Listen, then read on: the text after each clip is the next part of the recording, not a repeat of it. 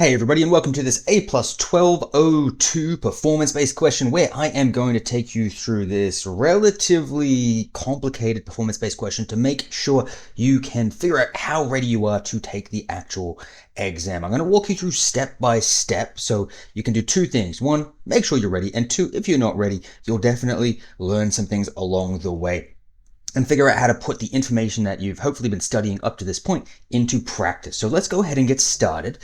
Our first screen that we have here just simply tells us to investigate each of the systems on the following page and identify and mediate any issues you find. Okay, so nothing really specifically telling us what to do there. Basically, we just know that we're going to need to move to the next screen and have a look at some issues and then try to fix those issues. That's all we know so far. On the next screen, we have Workstation 1, Workstation 2, and Workstation 3. Down the bottom, some potential issues, and down the bottom right, we have some potential remediations. So we're going to have a look at the scenarios within each of these workstations, come back and try to figure out what the issue is and what the best remediation is on that. So let's go ahead and move on to Workstation 1. Let's see what Workstation 1 has in store for us. Workstation 1, the scenario says, a Windows 10 laptop that has 6 terabytes of RAM and does not have access to App Locker is successfully able to complete all necessary tasks without issues. Okay, that's good.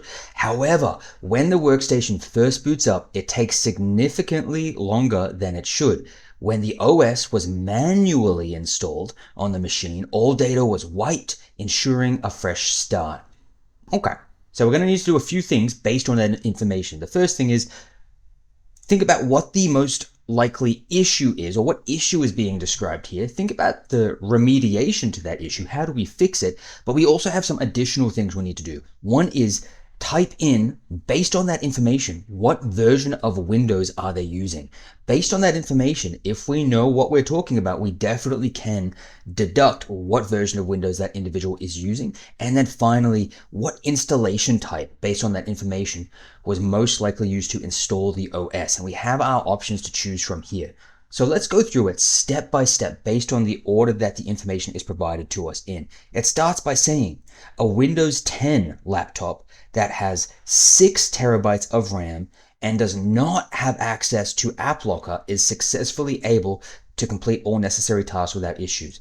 That information alone should tell us, or is enough for us to be able to understand what version of Windows is being used here. So what I'm going to get you to do is pause the video and just write down or type in on whatever notepad or Word doc you have open now, what version of Windows based on that is this individual using. We don't have options to choose from. We're going to have to simply remember. Pause the video. I'm going to give you your answer in 3 seconds. 3, 2, 1.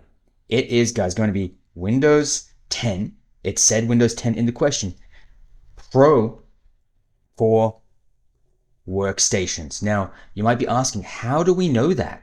How do we know that that is the answer? Well, if we have studied correctly, we should know that if we come to exam objective 1.3, go to Windows 10 editions, it said it has 6 terabytes of RAM. Now, there's only 2 Windows 10 editions with 6 terabytes of RAM, Pro for Workstation and Enterprise. However, it also says they do not have access to App Locker. Well, if we come across, we can see that Enterprise actually does have access to App Locker, whereas Windows Pro 10 for Workstation does not. So those two key pieces of information are enough for us to be able to deduct that it can only possibly be Pro for Workstations. All right, this is from the learning guide, but you don't need that to get this information. You just need to understand really what RAM each version has, what access to different applications and things each version has as well. So hopefully we got that one right. Don't worry if you didn't, because hey, now you learned something new. Now, the next thing we need to answer here is going to depend on the order of the information that is presented to us in. So let's have a look at what it tells us next. It says, however, when the workstation first boots up, it takes significantly longer than it should. Okay. When the workstation first boots up, it takes longer than it should. So that's going to be our issue. Based on that information alone, booting up takes longer than it should. What issue, based on these issues, do we think it's going to be? I want you to pause the video here, have a look, come back here, pause the video and have a guess at what you think the issue is. I'm going to give you about 3 seconds before I put that answer in. So please pause the video and do have a go at that. Your answer is coming in 3, 2, 1. Your answer is slow profile load, guys. If your computer is first booting up, right, based on all of these issues that we see here, the only one that really accurately describes that problem is slow profile load, right? As it's first booting up, it's loading quite slowly. Now, generally, hopefully we know, based on the potential remediations that are in front of us here to the bottom right, what we can do to fix that. This one hopefully doesn't take too much brain power. It's all right if you've got to think about it a little bit. I'm going to encourage you just to pause the video, have a read, come back to this screen, write down what you think the remediation is based on that, and your answer is going to be coming in 3, 2, 1. Your answer is disable startup programs, guys. If you have a slow profile load, generally, at least based on the options here that were available to us, the only one that's really going to do anything about that is disabling startup programs. If you have a significant amount of programs set to run on startup, then as your computer is booting up, as your profile is loading, you're going to have all these programs loading in, which is going to slow down that startup process or that profile load process. So that was the most correct answer out of the available options there. But we're not done yet. We also need to figure out what installation type is being described here. So the next little bit says, when the OS was manually installed, that's our first hint. Manually installed. It was not an automated process. It was manually installed on the machine. All data was wiped, ensuring a fresh start. So manually installed basically means someone went to that machine, manually themselves physically installed that software, the OS, and when they did that, all data was wiped, which ensured a fresh start. Which one of these options here do we think that is? Again, I'm going to get you to pause the video, and in 3, 2, 1. Your answer is clean install, guys. That's going to be your answer. A clean install is when you install the OS and you're wiping everything and it's basically back to factory settings. It's a fresh, clean product. An upgrade, you're upgrading to the newest version, but you're keeping all of your data and all of your files that you had there intact. You're just upgrading the OS. Image deployment is when you are rolling out a snapshot that you have taken of OS that you've set up, and you're copy and pasting that essentially to a large amount of devices so they're all the same. Remote network installation, you're installing that OS over the network. Zero touch is when you have, as soon as the person opens up that machine, a script runs to do everything for you. There's no manual labor required. It's completely automated. Recovery partition is when a partition of your drive is set to be used to reinstall the OS in case anything bad goes wrong. You can always recover the OS from that partition. A repair installation is when you're reinstalling the OS but keeping your files and data intact. And a third-party install is kind of one I just threw in there. They do talk about that in your exam, but basically you just need to know that if you install any third-party programs or anything like that, they may not be compatible with your OS, is all that's referring to insofar as the exam objectives go. So you're going to need to know the difference between all of those. Hopefully that went all right, guys. We've got 2 more workstations to go. Let's go ahead and head into workstation 2 now. Hey guys, this video is sponsored by the A+ Core 1 and Core 2 Ultimate Learning Guide. This learning guide has helped many people pass their Core 1 and Core 2 exams, meaning that they can move on to their Network Plus and Security Plus sooner rather than later. In the learning guide, here's what you will get. Detailed notes, revision notes, active recall questions, and multiple choice questions for every single exam objective. 3 full-length practice exams with performance-based questions. A document with performance-based questions, a video showing you exactly how to study using multiple choice questions so you will be moving ahead of 99% of other people at a much faster rate because you are studying more effectively, a video giving you test-taking tips in case you get stuck on a question in the exam, a video showing you how to use free AI tools to 10 times your study sessions, and best of all, I want this to be accessible to everyone regardless of your economic position, so I've made it extremely affordable. So if this sounds good to you, you can head over to journeytocyber.com and grab your A+ Core 1 or Core 2 learning guide today. We're going to head into Workstation 2 and let's have a read. It says, Jacob is using the command line interface on a workstation using an open source OS and wants to perform tasks in the following chronological order. He wants to see the full path of his location in the system and then view the contents of the current directory. Once he has done this, he would like to change the owner of a file as the employee who was previously the owner has been terminated. Additionally, he would like to edit the file permissions of that file and then finally search the file for the term Journey to Cyber. Jacob has already used the sudo command to perform a task requiring administrator privileges. Upon attempting to run a screen recording program, a video editing program, and listen to a music video simultaneously, he notices that his video editing program crashes, causing him to lose all data. Okay, so the first thing we're going to need to do is going to depend on the information provided to us here and the questions that we need to answer. So we need to do the issue, the remediation. We also need to figure out what OS type is being described here, and then we're going to need to list the 5 commands that Jacob is going to need to do in order to actually complete the tasks. So I'm going to give you a hint, guys. It says Jacob is using the command line interface on a workstation using an open source OS. That's our first hint for OS type. It's an open source OS. Additionally, it does tell us down here that Jacob has used the command sudo to perform a task requiring admin privileges. Can you think of an open source OS that uses the sudo command? I'm going to give you guys 3 seconds to pause the video and input your answer here as to what operating system, what OS type you think that is. All right. Pause the video. 3, 2, 1.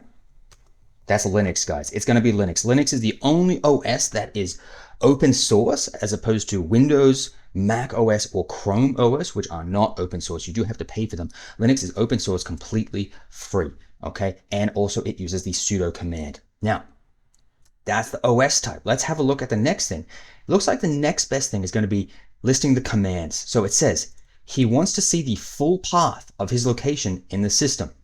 All right. Take 3 seconds to view to write in what you think. Based on these command options, which of these commands would he use to view the full path of his current location in the system? I'm going to give you 3 seconds. 3, 2, 1.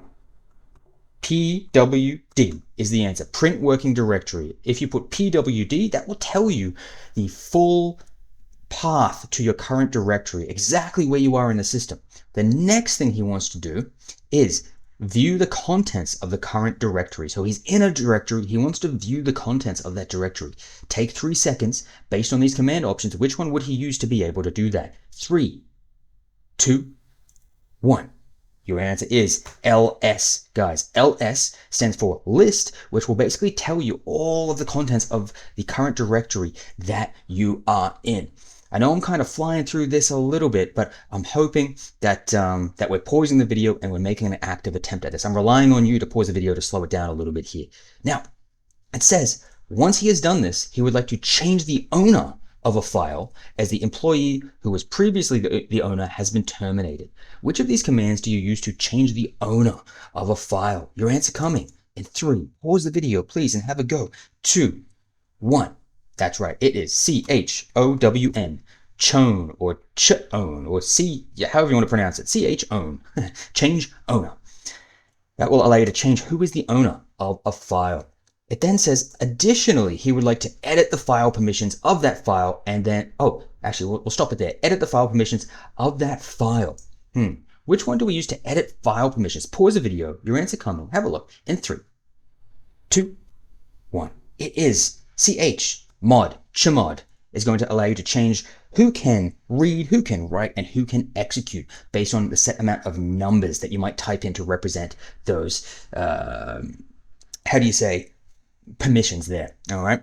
Now, the final command that we need to be discussing here is, it says, he would like to edit the file permissions. We said that. And then finally search the file for the term journey to cyber.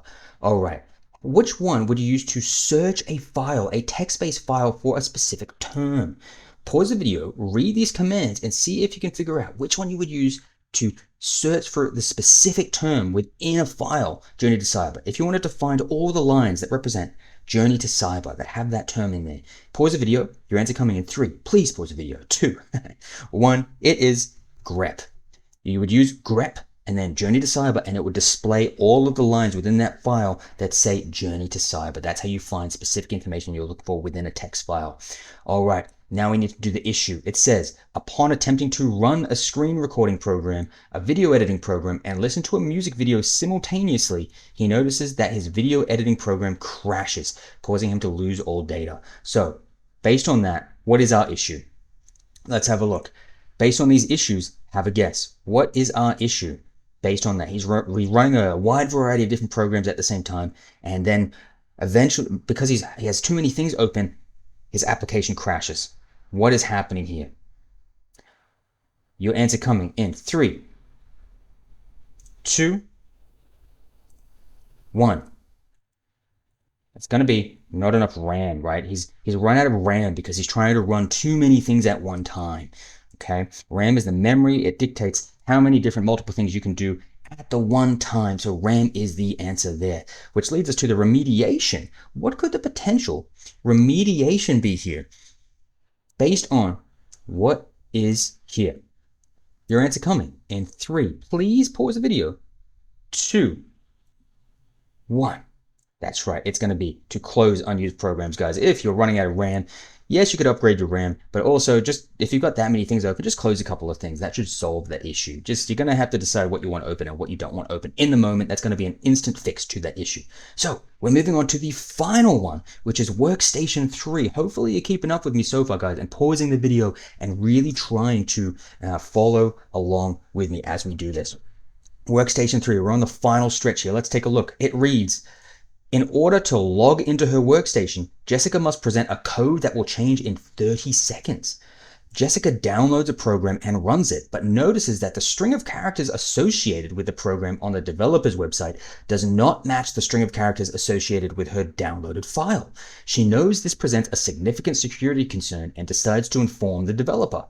Additionally, when Jessica attempts to send the developer credit card information, the information is stopped from leaving the network due to pre-configured rules relating to that specific information. Now we have to say what the issue is, what the remediation is, and the 2 forms of logical security that are in use here. And we actually have some options to choose from. Now you'll notice they are all just in letter format. So you're going to have to know what these stand for. Okay, let's go through it step by step. The first one says, in order to log into her workstation, Jessica must present a code that will change in 30 seconds. This is going to be our first form of logical security. Based on that description, this description here, which one of these logical security options are being implemented? A code that changes in 30 seconds. Your answer is coming in 3 seconds. 3, 2, 1. It is TOTP, or time-based one-time password. Okay, you get a password, but it is going to change after a set amount of time in order to make sure that if someone gets their hand on that password, they don't have time to go home, boot up their computer, and hack into that system using your password, because by the time they do that, it will have changed. So TOTP is time-based one-time password. OTP is just one-time password. It's a static one that doesn't necessarily change. Okay, so that was the correct answer there. Let's keep reading. It then says, Jessica downloads a program and runs it, but notices that the string of characters associated with the program on the developer's website does not match the string of characters associated with her downloaded file. She knows this presents a significant security concern and decides to inform the developer. All right, so now we're on to our issue and remediation. Based on that description, which issue are we looking at here? The string of characters that she has from her program after she's downloaded it does not match the string of characters associated with the official program on the developer's website. Which issue are we looking at here? Your answer's coming in 3, 2, 1. It is a hashing mismatch, right? Remember, a hash is the code that's generally associated with a program that you download. And if a hash is supplied on the developer's website to a program, and then you download that program, but the hash is different when you download it, that means that data has been changed. So that's not actually the program. Someone has changed that along the way, and it's likely to be a malicious software. Something's wrong with it, and you don't want to be opening or operating that. You want to be getting rid of it straight away and finding another way to get your hands on that, because clearly that method has been compromised. Okay, if that was completely, you had no idea, go ahead and revise the concept of hashing. I have videos on that in my 1202 series available currently, but you can also just type that into YouTube. I'm sure there's plenty of information out there. But of course, you want to use mine because I do the best explanations. Not to toot my own horn. I'm tooting. All right, the remediation. To remediate a hashing mismatch, how do we do this? Have a look at the potential options here. Out of these options, what could we possibly do? Your answer coming in 3, 2, 1. That's right, guys. Your answer is going to be to contact the developer for another download link. You're going to need to find another method to download that program. Maybe get them to re-upload it somewhere else so that you can download it from a secure source, for example. That's going to be the best bet based on the options provided here. None of the other options address that issue. Now, finally, we're on to the last little paragraph here, which says, additionally, when Jessica attempts to send the developer credit card information, the information is stopped from leaving the network due to pre-configured rules relating to that specific information. So she's trying to send information of some kind, and there's a pre-configured rule that says, hey, based on the match that we have found to that specific type of information, we're going to stop that from leaving the network. What logical security option is this talking about? Your answer coming in 3, 2, 1. That's right. It is DLP. All right. Data loss prevention, which essentially means you can set pre-configured rules to say, hey, if you see any credit card information leaving, stop it. If you see any customer data, such as a phone number leaving, stop it. You can pre-configure these rules to make sure that data does not leave your network, to ensure you don't lose any of that data. None of that kind of data is exfiltrated. Now, guys, look, this information all came from my learning guide for the 1202, which this person used to pass their test. This person used to get an 89 and is now moving on to the Network Plus, right? So if you want to do the same thing, you might be thinking, hey, why is this one so much better than all the other options out there? It's simple. It's got everything you need combined into one for a price that isn't ridiculous, okay? It's very, very affordable no matter what kind of situation you're coming from. So everything's broken down into exam objective, so you can easily navigate. And for every exam objective, you get your detailed notes, you get your active recall questions, you get your multiple choice questions. And then once you've gone through all of those, you also get 3 full-length practice exams with performance-based questions, and I even give you instructional videos telling you how to study. So I'm basically holding your hand and walking you through the entire process. If that sounds good to you, journeytosabra.com/1202. The link is in the description and the pinned comment below. And otherwise, guys, hey, I'm going to keep putting these videos out for free. So I will see you in the next one, and let me know when you pass your exam. Please, I love hearing your success stories. So good luck, keep studying, and let me know when you pass, because you're going to do it. All right, bye, guys.